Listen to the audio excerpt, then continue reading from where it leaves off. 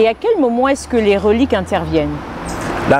Les reliques interviennent à chaque fois qu'on évoque un ancêtre. Okay. C'est-à-dire à chaque fois qu'on veut rendre hommage à un ancêtre, on parle d'une relique. Dans les reliques, chez nous, le peuple africain en général, et quand en particulier, il y a 3 types généralement de reliques. Vous avez les reliques qu'on appelle les reliques corporelles. Ça peut être l'os d'une personne, ça peut être les cheveux d'une personne, ou encore l'ongle d'une personne. Ce sont des éléments qui pourrissent très difficilement. D'accord. Très difficilement. Donc c'est ça les reliques corporelles. Ou le crâne?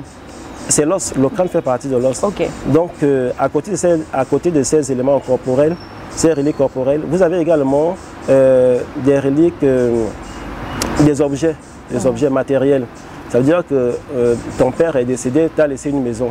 La maison peut être considérée comme une relique. Une relique, oui. La canne, la troisième main, la canne, la fameuse canne, ça peut être considéré comme une relique. Oui. Et une chaînette, comme je porte là, je peux laisser ça comme une relique. Ou encore les statuettes d'une guilde. Les statuettes d'une guilde peuvent être considérées comme des reliques.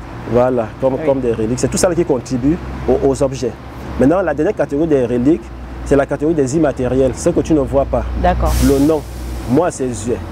Mon nom c'est Zue. Un notable est Sabin. Donc, c'est une forme de relique. On va aussi dire, on peut dire que c'est un passage.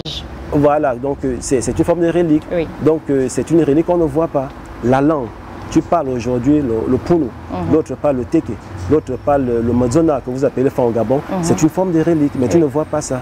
Tu vois. Donc c'est tout ça là, rassemblé, mis ensemble, qui permet de rendre hommage à ceux qui ont créé ces disciplines. Très bien.